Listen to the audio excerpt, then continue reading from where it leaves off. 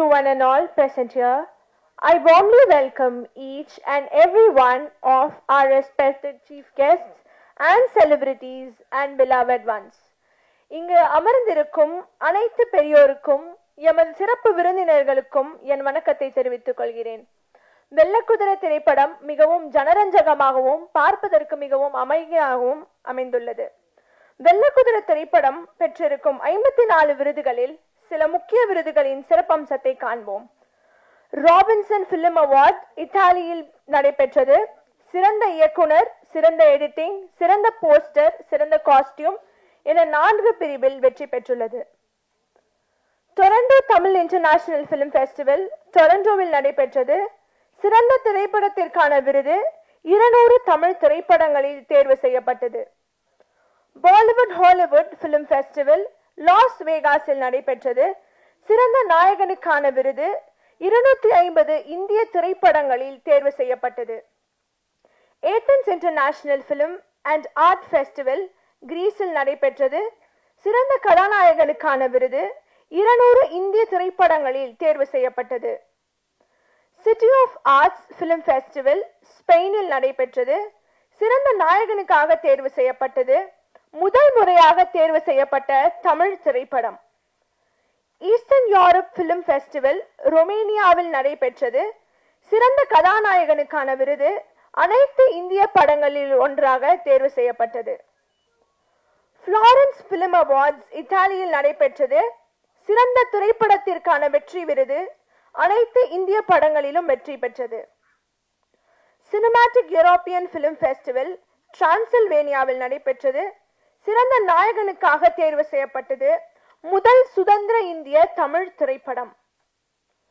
Canada independent film festival கனடாவில் நடைபெற்றது. சிறந்த படத்துக்காக தேர்வு செய்யப்பட்டது. முதலாக தேர்வு செய்யப்பட்ட தமிழ் திரைப்படம். டைட்டன் இன்டர்நேஷனல் பிலிம் ஃபெஸ்டிவல் ஆஸ்திரேலியாவில் நடைபெற்றது. மதிப்புமிகு சிறந்த பட உருவாக்கத்திற்கான விருது அனைத்து இந்திய திரைப்படங்களில் ஒன்றாக தேர்வு செய்யப்பட்டது. CKF இன்டர்நேஷனல் பிலிம் ஃபெஸ்டிவல் யூகேவில் நடைபெற்றது. சிறந்த கதாநாயகனுக்கான விருது முதல் முறையாக வென்ற இந்திய திரைப்படம். Pure magic international film festival நெதர்லாந்தில் நடைபெற்றது.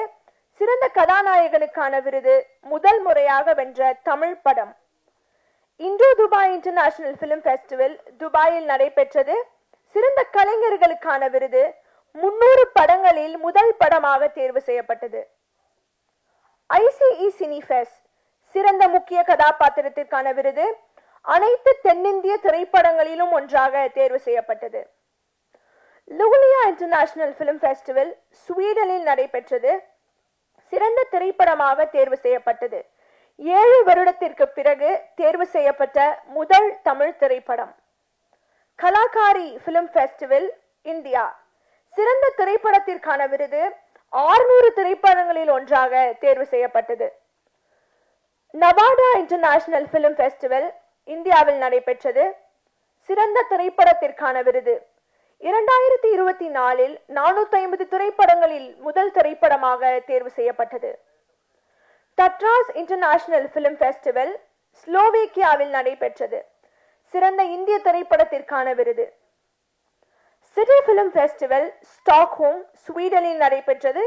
சிறந்த திரைப்படத்திற்கான விருது 400 படங்களில் தனித்தன்மையாக தேர்வு செய்யப்பட்டது. இண்டிபெண்டன்ட் பிலிம் அவார்ட்ஸ் USA-வில் நடைபெற்றது. ஃபைனலிஸ்ட் சிறந்த திரைப்படம் முதல் முறையாக USA-வில் வென்ற ஒரு இந்திய திரைப்படம். சாமைன் பக்கோக்னா இன்டர்நேஷனல் பிலிம் ஃபெஸ்டிவல் மொரோக்கோவில் நடைபெற்றது. சிறந்த முக்கிய கதாபாத்திரத்திற்கான விருது மற்ற முக்கிய கதாபாத்திரங்களிலுமிருந்தும் தேர்வு செய்யப்பட்டது. நன்றி. என்னுடைய ஊடக நண்பர் பத்திரிகையாளர்களுக்கும் பெரியவர்களுக்கும் நன்றி. எல்லாருக்கும் வணக்கம். என் பேர் Abirami Bose. To all the esteemed chief guests, Bhagyaraj sir வணக்கம். Thank you for coming. இங்கே வந்து எங்களை சப்போர்ட் பண்ணதுக்கு ரொம்ப ரொம்ப நன்றி. Members of the press, thank you for coming and supporting.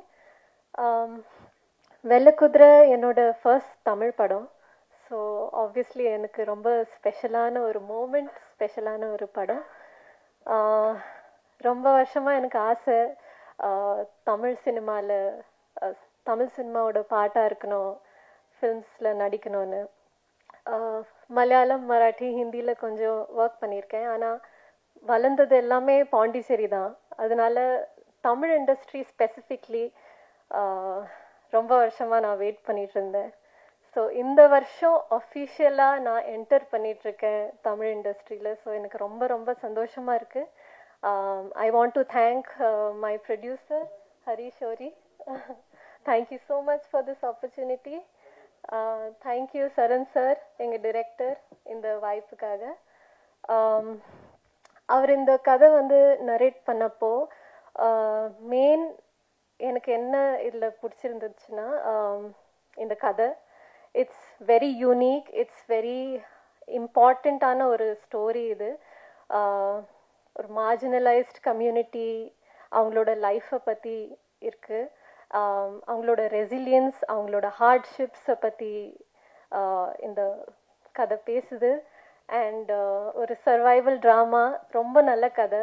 And most importantly the highlight of the story எனக்கு was the way Charan sir had written my character. கயலுங்கிற கேரக்டர் வந்து ரொம்ப ஸ்ட்ராங்கான ஒரு உமன், இன்டெலிஜென்ட், வில் பவர் இருக்கிற, ஏஜென்சி இருக்கிற ஒரு character. And first படத்துலே இவ்வளோ இம்பார்ட்டண்ட்டான ஒரு ஸ்ட்ராங்கான கேரக்டர் பண்ண முடிஞ்சதில் எனக்கு ரொம்ப ரொம்ப சந்தோஷமாக இருக்குது. மேல் ஆக்டருக்கு எவ்வளோ இம்பார்ட்டன்ஸ் இருக்கோ அவ்வளோ இம்பார்ட்டன்ஸ் ஃபீமேல் ஆக்டருக்கும் இருக்குது. அது ஒரு ரொம்ப ரேரான விஷயந்தான் எல்லா இண்டஸ்ட்ரியிலையுமே. ஃபஸ்ட்டு படத்தில் to get such a nice character, நான் ரொம்ப ரொம்ப சந்தோஷமாக இருக்கேன். So thank you for writing this character. உங்கள் ஃபஸ்ட்டு படத்தில் இந்த மாதிரி ஒரு ஃபீமேல் கேரக்டர் எழுதுனதுக்கு தேங்க்யூ.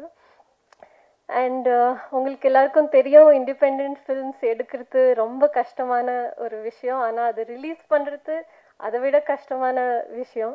பட் எல்லா ஹேர்டல்ஸையுமே தாண்டி இது ரிலீஸ் ஆகுதுன்னா அது ரொம்ப பெரிய விஷயம், எங்களுக்கு ரொம்ப பெருமையான விஷயம். ஸோ உங்களோட லவ் அண்ட் சப்போர்ட் எங்களுக்கு ரொம்ப தேவைப்படுது. Please support us and I hope a lot of people watch our film. Thank you so much. Thank you so much everybody. Thank you crew and cast. Thank you. வணக்கம், எல்லாருக்கும் வணக்கம். பாக்யராஜ் சார், எல்லாரும் பெரியவங்க எல்லாருமா இருக்காங்க. ரொம்ப நன்றி. ஒரு சின்ன சுருக்கம் என்னோட பேக்ரவுண்டை பற்றி சொல்லிக்கிறேன். பூர்வீகம் வந்து எங்கள் தாத்தா ஆர் ஜெயராமன் அப்படின்னு சேவா ஸ்டேஜ் சஹஸ்ரநாமம் அப்படின்ற ஒரு நாட்டிய குழுவில் இருந்துட்டு அவங்க பாடகராக இருந்தாங்க. அதுக்கப்புறம் மல்லியம் ராஜகோபால் டைரக்டர், இவங்க எல்லாருமே வந்து நாங்கள் ராயப்பேட்டாவில் இருக்கும் போது, அப்போ நான் பிறக்கல, அப்போ நான் நாட்டிய நாடகம்ன்றது ஒரு பெரிய கோல் வச்சு இருந்தது டைம்.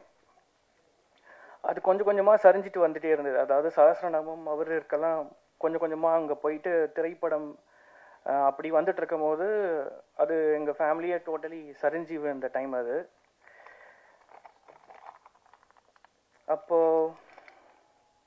அப்புறம் எம்ஆர் ராதா சார் அவங்க நாடக கம்பெனி, அதில் வந்து நடிக்கவும் செஞ்சார், ப்ளஸ் பாடவும் நான் இருந்தார். அப்புறம் ஃபஸ்ட்டு பாடல் வந்து ரஹ்மான் சாரோட அப்பா சேகர், அப்புறம் எங்கள் தாத்தா ஜெயராமன், அப்புறம் கஜா அங்கிள் வயலின், இவங்கெல்லாம் பெர்ஃபார்ம் பண்ணும்போது கேவி மகாதேவன் சார் கூப்பிட்டு ஹரிச்சந்திரான்னு ஒரு படத்தில் ஃபஸ்ட்டு பாடல் கொடுத்தாங்க. இப்படி தான் எங்களோட பூர்வீகம் இருந்தது. அதுக்கப்புறம் அந்த நாடகம் கொஞ்சம் கொஞ்சமாக அழிஞ்சிட்டு வரும்போது சுத்தமாக அதான் எப்படி சொல்லுவாங்க, ப்ராட்வே ஷோ மாதிரி இங்கே நாட்டிய நாடகம் இருந்த இதில் அது டோட்டலி ஆகும்போது எங்கள் ஃபேமிலி பயங்கரமாக அஃபெக்ட் ஆச்சு. ஸோ அந்த ஜெனரேஷன் அப்படியே அந்த வறுமை கோட்டு கீழே போயிட்டு யாருமே அந்த இசையில் இல்லாத அளவுக்கு போயாச்சு. ஸோ எங்கள் அப்பாவும் கொஞ்சம் ஏர்லியராக தவறிட்டார். அப்புறம் ராயப்பேட்டாவில் இருந்துட்டு நாங்கள் நுங்கம்பாக்கம் ஷிஃப்ட் ஆகிட்டோம். இதுக்கப்புறம் என்னோடய இசை வந்து சரி தாத்தா சொல்லிக்கிட்டே இருப்பார், ஒரு கோவிலில் தான் இறந்துட்டார், யார்கிட்டையும் போய் நிற்க வேணாம், ஏன்னா அது பணத்துக்காக நிற்கிறோன்னு நினச்சிருவாங்க, நீ எவ்வளோ முடியுமோ நீ முயற்சி செஞ்சு வந்துடு அப்படின்ட்டு. நானும் ரஹ்மான் சார்கிட்ட போய் நிற்கலாம், யார்கிட்டயா போய் ஜஸ்ட் சான்ஸ் கேட்கலான்னா அந்த மாதிரி ஆப்பர்ச்சுனிட்டி வேணான்னு தாத்தா சொன்னதுனால சரி நம்ம கண்டிப்பாக பண்ணணும். ஸோ அப்போ வந்து ராஜா சார், ரஹ்மான் சார் ஒரு பெரிய ஒரு இதுவாக இருந்தாங்க. ஸோ அப்போ தான் ஃபஸ்ட்டு கீபோர்டு வாங்கி ஃபஸ்ட்டு நானும் வந்து ஸ்கோரிங் பண்ணணும், அவர் எப்படி ராஜா சார் காலையிலே வந்து எல்லா படத்துக்கும் ஒரே நாளில் ஸ்கோரிங் எழுதுகிற மாதிரி படிக்கணும்னு 8th கிரேடில் பண்ணி ஃபஸ்ட்டு கோல்டு மெடலிஸ்ட் வாங்கினேன் ஆக்சுவலி 2006. அது பண்ணும்போதுட்டு அப்புறம் எங்கள் சித்தப்பா அருணானந்த் சுரேஷன் கிட்டாரிஸ்ட் அவர் எடுத்துகிட்டு போயிட்டு நீ ஆர்கெஸ்ட்ராவில் வாசி அப்படின்னு சொல்லிட்டு நான் 10th படிக்கும் போதே என்னை மெர்க்குரி பூக்கள்னு ஒரு படம் வந்தது ஆக்சுவலி எஸ்எஸ் ஸ்டான்லி பண்ணிட்டு அதில் கீபோர்டு வாசிக்கிறதுக்கு என்னை சேர்த்து விட்டாங்க. அப்போ ஃபுல் டீம் இருந்தாங்க. ஏன்னா அப்போ தான் ஆர்கெஸ்ட்ரா லைவ் ஆர்கெஸ்ட்ராவும் போயிட்டு இருக்குன்னு நினைக்கிறேன். ராஜா சார் ஃபுல் அந்த டீம் எல்லாருமே இருந்தாங்க, வயலினிஸ்ட் எல்லாருமே.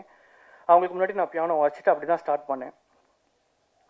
அதுக்கப்புறமா கொஞ்சம் கொஞ்சமாக கீபோர்டு வாங்கி எனக்கான ஒரு இது வரும். நிறைய படங்களுக்கு பின்னாடி வாசிட்டே இருந்தேன். எனக்கு ஃபஸ்ட்டு வாய்ப்பு கொடுத்தது பாலபாரதி அங்கிள் தான். அவர் நான் என்றைக்கும் நினைக்கிறேன். ஏன்னா அமராவதி படம் பெரிய ஹிட் அது. அவர்கிட்ட ரொம்ப நாள் பயணிச்சேன். ஆனால் இருந்தாலும் பயம், அவங்கெல்லாம் சரியாக வர முடியலையே அப்படின்ட்டு எனக்கு ஒரு தயக்கம் இருந்துகிட்டே இருந்தது. சரி இருந்தாலும் இதில் எப்படியாச்சும் ஜெயிச்சிடணும் அப்படின்னு சொல்லிட்டு கொஞ்சம் கொஞ்சமாக நானே எக்யூப்மெண்ட் வாங்கிட்டு இந்த ஒரு பொசிஷனுக்கு வந்தேன். அதுக்கப்புறம் சரண் வந்துட்டு புக் ஏதாவது ஒன்று படிச்சுக்கிட்டே இருப்பார். அவர் வந்துட்டு சொன்னார் நீங்கள் தான் கண்டிப்பாக பண்ணணும் அப்படின்னு சொல்லிட்டு வெள்ளை குதிரை நிறைய பண்ண உடனே அந்த படம் ஸ்டார்ட் ஆச்சு. ஸோ அந்த மண் வாசனை கெடாமல் அந்த எப்படி பண்ணணும் அப்படின்றதுல ரொம்ப கான்சன்ட்ரேட் பண்ணி இந்த பாடல் எல்லாமே தமிழ்மணி, அப்புறம் அம்பிகா குமரன், அப்புறம் குரு இவங்கெல்லாம் எழுதி வரிகளுக்கு தான் டியூன் பண்ணேன். எதுவுமே நான் டியூன் பண்ணிவிட்டு அவங்களுக்கு கொடுக்கல. ஸோ அந்த வரிகளுக்கு தான் இசையமைச்சேன். ரொம்ப நன்றி. இதுக்கப்புறம் எப்படி தொடங்குவோம், என்னோட பயணம் எப்படி இருக்கும்னு தெரியல. அதனால் ஃபஸ்ட்டு அது. ஆனால் எனக்கு ஒரு சின்ன ஒருத்தவனா முன்னாடி வந்து அந்த ஆர்கெஸ்ட்ராவில் அதுக்கு தான் நான் படித்தேன். ஆனால் அதை எங்கேயுமே இம்ப்ளிமெண்ட் பண்ண முடியல. ஃபுல் ஆர்கெஸ்ட்ரான ஒரு வயலின்ஸ் போடணும், அது பண்ணணுன்னா இப்போ எல்லாமே கீபோர்டு அப்படி ஆயிடுச்சு. ஆனால் வரப்போகிற படங்கள் வந்து கண்டிப்பாக அதை பண்ணணும் அப்படின்ட்டு ஆசைப்படுறேன். நல்ல வாய்ப்பு வந்தால் பண்ணலாம். நன்றி.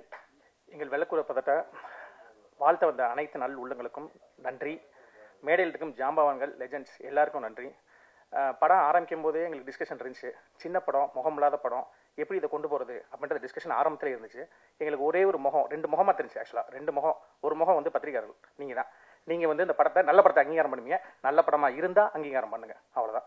2வது முகமாக நான் பார்க்குறது ஒரு செட் ஆஃப் ஆடியன்ஸ் இருக்காங்க. அவங்க சின்ன படத்தை ஒரு சின்ன விஷயம், அதாவது அதோட ஷார்ட்ஸோ பாட்டோ ஏதோ ஒன்று பிடிச்சிருந்தா அதை பயங்கரமாக புஷ் பண்ணி படத்துக்கு தியேட்டர் போய் பார்க்குறாங்க. அது ஒரு செட் ஆஃப் ஆடியன்ஸ் இன்னும் இருக்காங்க. நான் நம்புகிறேன் அவங்க இன்க்ரீஸ் ஆகிட்டே தான் வந்துட்டு இருக்காங்க. இப்போ இதில் அந்த 2 பேரும் எங்களுக்கு முகமாக இருந்து கொஞ்சம் படத்தை புஷ் பண்ணிங்கன்னா இந்த படம் வந்து நார்மல் பப்ளிக் ஆடியன்ஸும் வர ஆரம்பிச்சிருவாங்க. இதை நம்புகிறேன். 2வது வெள்ளைக்குதிரை வந்து எப்படி உருவாச்சு அப்படின்னா, கதை எழுதி ப்ரொடியூசர்கிட்ட நான் போல. ஆக்சுவலாக ஹரிஷோரி அண்ணன் வச்சு நான் ஒரு ஷார்ட் ஃபிலிம், பழங்காடு ஒரு ஷார்ட் ஃபிலிம் பண்ணேன். பண்ணும்போது அண்ணன் என்ன பண்ணுறாரு, என்கிட்ட வந்துட்டு என்கிட்ட இது பட்ஜெட்டு, நான் தான் ஹீரோ, எங்கள் ஊருக்கு மேலே ஒரு மலைப்பகுதி இருக்குது, இது இந்த மாதிரி ரோடு இல்லாத ஊராக இருக்குது, இதை பற்றி கதை எழுதலாமான்னு கேட்டார். அண்ணே நல்லா பார்க்குறேன், நான் அந்த ஊருக்கு போய் தங்குறேன், பார்த்துட்டு அதுக்கப்புறம் நான் ட்ரை பண்ணுறேன் அப்படின்னு சொல்லிட்டு அங்கே போய் உருவாச்சு. ஸோ இங்கே என்னை பொறுத்த வரைக்கும் கதை தான் என்ன தேர்ந்தெடுத்துச்சு. அதே போல் அந்த கதை ஹரிஸ்வரனே தேர்ந்தெடுத்துச்சு. அவர் அதாவது ரொம்ப ப்ரொடியூசர் மாதிரி பிஹேவ் பண்ண மாட்டார். கிரியேட்டிவ் இதில் எதுவுமே இன்வால்வ் ஆக மாட்டார். அவரை கூப்பிட்டு ஒரு ஷார்ட்னா கூட இது அவர் ஷார்ட் இல்லாமல் நம்ம வேறு எது எடுத்தால் கூட இது பண்ண மாட்டார். நேராக இன்னொரு விஷயம்லாம் பண்ணுவார். இங்கே ஷூட்டிங் போயிட்டு இருக்கும், திடீர்னு பார்த்தா மரத்து மேலே ஏறி அது என்ன பண்ணோன்னே பழத்தை பிடிங்கி கொடுப்பீங்க, பலாப்பழத்தெல்லாம் பிடிங்கிடுவார். பிடிங்கி அவரே கட் பண்ணி எல்லாரும் கொடுப்பார். இது மாதிரி அந்த மாதிரி நிறைய, அதாவது அவர் என்ன ப்ரொடியூசர் மாதிரி இது பண்ணவே மாட்டார். ரொம்ப சிம்பிளாக இருப்பார். கிரியேட்டிவ்க்குள்ளே வரல, உள்ளேயே வரல அவர். அதுதான் அவரோட பயங்கர இதாக இருக்கு. 2வது அபி வந்து உள்ளே வரும்போது நாங்கள் ஹீரோயின் தேட்டே இருந்தோம். எங்களுக்கு ஏற்ற மாதிரி அவங்க தான் இருந்தாங்க. 2வது ஆடிஷன் பண்ணி அனுப்பிச்சிட்டு என்ன ட்ரஸ்ட்டில் இங்கே வந்தாங்கன்னு எனக்கு உண்மையிலே தெரியல. அங்கேருந்து பாம்பேலேருந்து கிளம்பி வந்துட்டு நேராக மலைக்கே வந்துட்டாங்க. இங்கெல்லாம் வரல, மலையில் ஏறி வந்துட்டாங்க. அப்புறம் எடுக்கும்போது தான் அவங்க எப்படி ட்ரஸ்ட் இருந்துச்சுன்னு தெரியல. இதுன்னு என்னக்கு என்னால் முடிஞ்சோம் 100% கொடுத்துட்டோம். ஒவ்வொரு டீம் மெம்பர்ஸும் இதில் ரெஜின் சார் இருந்தார். ரெஜின் சார் வந்து என்ன பண்ணாருன்னா ஃபுல் கேஸ்டிங் அப்படி மேற்கொண்டு அவர் தான் கூட்டு வந்தார். அப்படி எல்லாரும் எப்படின்னா கூத்துப்பட்டில் இருக்க முக்கியமான ஆட்கள், அதாவது கூத்துப்பட்டில் இருக்கிறது மட்டும் இல்லை, எல்லா தியேட்டர்ஸ் இருக்கவங்கள அங்கங்கன்னு நல்லா நடிக்க தரவங்க எல்லாத்தையும் உள்ளே கூப்பிட்டு இதை பர்பஸாக அப்படி பண்ணோம். ஆர்டிஸ்டே போவேணா அப்படின்ற மாதிரி ஒரு ஐடியாலஜி உள்ள வந்து இதில் எனக்கு என்னன்னா ஒரு 2-3 விஷயம் மட்டும் சொல்லிடுறேன். இதே மாதிரி உள்ளே வந்தவங்க தான் ஜெயலட்சுமி பாட்டி, சின்னாய் பாட்டின்னு பண்ணியிருப்பாங்க படத்தில். அப்போ இல்லை, அவங்க இறந்துட்டாங்க. ஆக்சுவலாக என்ன ஆச்சுன்னா பாட்டியை வந்து கட்டி தான் தூக்கிட்டு வந்தோம் மேலே. அவங்க கட்டி தூக்கிட்டு வந்தப்புறம் இறங்கினாங்க. இறங்கிட்டு வந்துட்டு நான் ஷூட்டில் இருந்தேன். வந்து பார்த்தாங்க சரண் அப்படின்னு சொல்லி கூப்பிட்டு ஜெயலட்சுமி பாட்டி சொன்னாங்க. ரொம்ப சிரிச்சுட்டே அழகாக சொன்னாங்க, சரண் எனக்கு 64 வயசாச்சு, இன்ன வரைக்கும் கிடைக்காத ஒரு எக்ஸ்பீரியன்ஸ் கொடுத்துருக்கீங்க, 2 எக்ஸ்பீரியன்ஸ் சொல்ல போனா அப்படின்னாங்க. என்ன பாட்டி கொடுத்தோம் அப்படின்னா, இறந்துட்டா எப்படி தூக்கிட்டு போவோன்னு தெரியாது சரண், அவ்வளோ நேரம் தூக்கிட்டு போனாங்க அப்படின்னு சொன்னாங்க. உண்மையிலே பாட்டி வந்து இந்த படமும் அதை தான் சொல்ல ட்ரை பண்ணுறேன். நான் வெள்ளைக்குதிரை படம் முன்னோர்களை பற்றின கதை இங்கே இருக்காங்க, பிளஸ் பண்ணுறாங்க, நான் நம்புகிறேன். ஜெயலட்சுமி பாட்டி அவங்களுக்கு இந்த படத்தை நான் முழுசாக சமர்ப்பிக்கிறேன். அவ்வளோதான். இன்னும் ஒரு விஷயம் மட்டும், இது வந்து தெரியல, நான் நாட் டெல்லிங் இஸ் ஃபார் பப்ளிசிட்டிக்காக நான் சொல்ல. இந்த படம் கதை ஆரம்பிக்கும் போது எங்கே இருந்தேன்னா ஒரு மலையில் உட்காந்து எழுதிட்டு இருந்தேன். ஊர்க்காரங்கள நிறைய பேர் வந்துட்டே இருப்பாங்க. அதில் சுப்பிரமணிய அண்ணன் ஒருத்தர் வருவார், வந்து அங்கே உட்காந்துருப்பாரு, கேட்டுகிட்டே இருப்பார், இப்படி போகுது கதையை நான் சும்மா இது பண்ணிட்டே இருப்பேன். அவர் எல்லாத்தையும் சுற்றிட்டு கடைசியில் இந்த ஊருக்கு ரோடு வந்துச்சா இல்லையா அப்படின்னு ஒரே வார்த்தையில் நிப்பாட்டுவார். ஆனால் வர மாதிரி தானே எழுத போகிறேன் அப்படின் போது அவர் என்ன சொன்னார்னா, அவங்க என்ன நிறைவேற்றோம்னாரு. இப்போ என்னன்னா அந்த ஊருக்கு உண்மையிலே ரோடு வந்துச்சு, அந்த நம்ம எடுத்த ஊரில். I want to thank Tamil Nadu government for that. வெள்ளைக்குதிரை சார்பாகவும் போதமலை மக்கள் சார்பாகவும் நான் அதை தேங்க் பண்ணுறேன். எவ்வளோ சீக்கிரம் வந்துருச்சுன்னா அதுவும் சுவாரஸ்யம் தான். எங்கள் படம் வரதுக்கு முன்னாடி எங்கள் ரோடே வந்துச்சு அந்த ஊருக்கு. இப்போ ரோடு இருக்குது, அந்த ஊரில் ரோடு இருக்குது. அவ்வளோ ஸ்பீடாக கவர்மெண்ட் வேலை பார்த்தாங்க. Thank the government for that. எனக்கு அந்த விஷயத்தில் ஒரே விஷயம் தான், சுப்பிரமணியன் சொன்னது ரொம்ப ஷார்ப்பாக எடுத்துக்கிறேன். நல்ல எண்ணங்களை உருவாக்கணும்னு சொன்னார், நம்ம கூட நல்ல எண்ணங்களை உருவாக்கும். நன்றி. மேடையில் அமர்ந்திருக்கும் திரையுலக பெரியோர்களுக்கு என்னுடைய பணிவான காலை வணக்கம். மற்றும் இங்கே வருகை தந்திருக்கும் பத்திரிகை, தொலைக்காட்சி, ஊடக நண்பர்களுக்கு என்னுடைய வணக்கம். வெள்ளைக்குதிரை நம்ம ட்ரெய்லரை பார்த்தோம், பாடலை பார்த்தோம், ரொம்ப அற்புதமாக இருந்தது. இன்றைய கதாநாயகன் மியூசிக் டைரக்டருக்கு என்னுடைய வாழ்த்துக்களை சொல்லிக்கிறேன். வெள்ளைக்குதிரையை தாண்டி இந்த படத்துடைய கதாநாயகனும் தயாரிப்பாளருமான ஓரிக்கும் எனக்குமான பழக்கத்தை சொல்லலாம்னு நினைக்கிறேன். ஏன்னா இந்த படம் பார்ப்பதை விட இந்த படம் எடுத்த விதத்தை பற்றி பேசுவதே ரொம்ப சுவாரஸ்யமான விஷயம். ஏன்னா நான் இயக்குனர் சரண் என்கிட்ட வந்து சொல்லும்போது எனக்கு மைனா ஞாபகம் வந்தது. மைனா படத்தில் எவ்வளவு அனுபவம் கிடைச்சது, அந்த ஷூட்டிங் எடுக்கும்போது கிடைத்த அனுபவங்கள் வந்து ரொம்ப ஆழப்பிரியுது. நான் இன்றைக்கி எவ்வளவோ படங்கள் பண்ணாலும் எனக்கு அந்த படத்துடைய அனுபவம் வந்து ரொம்ப அது மனசுக்குள்ளே நிற்கிற ஒரு விஷயம். அது மாதிரி இந்த படத்திற்கு எடுக்கப்பட்ட விதங்கள், இவங்க பட்ட சிரமங்கள் கேட்க ரொம்ப அதையும் தாண்டி எனக்கு பெருசாக இருந்தது, ரொம்ப ஆச்சரியமாக இருந்தது. ஓரி வந்து பரட்டை என்கிற அழகு சுந்தரம் தனுஷ் சார் படத்தில் நான் நடிச்சிருந்தேன். அதில் அவனும் என் கூட நடித்தான். அப்போ தான் எங்கள் 2 பேருக்கு ஒரு பழக்கம் ஏற்பட்டது. எனக்கு வந்து கூத்துப்பற்றைய நடிகர்களை தாண்டி வெளி பழக்கங்கள் எதுவுமே கிடையாது, வெளியில் நண்பர்களே கிடையாது. எனக்கு வெளியில் இருக்க ஒரே நண்பர் வந்து ஓரி தான்.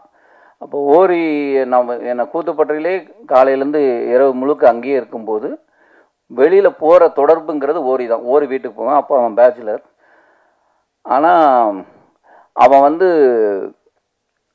அவன் ஒரு நண்பன் தாண்டி அவன் ஒரு வாத்தியார்.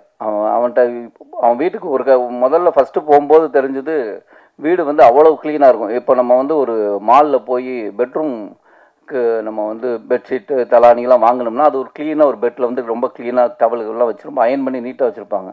அது மாதிரி தான் அவன் வீட்டில் அவன் பெட்ரூமே வந்து அவ்வளோ க்ளீனாக இருக்கும். ஏதாவது கசங்கிட்டால் உடனே எந்திரிச்சு அதை மறுபடியும் நீட் பண்ணுவான். எனக்கு அது வந்து அவன் வீட்டுக்குள்ளே போனாலே பயம் வந்துடும் ஒரு கட்டத்தில். அதான் ஃப்ரூட்ஸ் வந்து இப்போ தர்பூசணி கட் பண்ணி கொடுப்பான், வந்தோடனே மாமா சாப்பிட்றா அப்படின்னு கட் பண்ணி கொடுப்பான். நம்ம என்ன பண்ணுவோம், அந்த விதையை எடுத்து வச்சுட்டு அந்த தர்பூசணி பழத்தை சாப்பிடுவோம். அவன் ஒன்று கிளாஸ் எடுப்பான், இந்த விதையில் எவ்வளோ இது இருக்குது தெரியுமா, நீ விதையை சாப்பிடணும், இதை தொழுங்கக்கூடாது. இப்போ எனக்கு அடுத்த உடனே ஃபோக்கஸ் மாம்பழம் இருக்கும். இப்போ மாம்பழத்தையும் கொட்டையை சாப்பிட சொல்லுவானோ அப்படிங்கிற மாதிரி தான் இருக்கும்.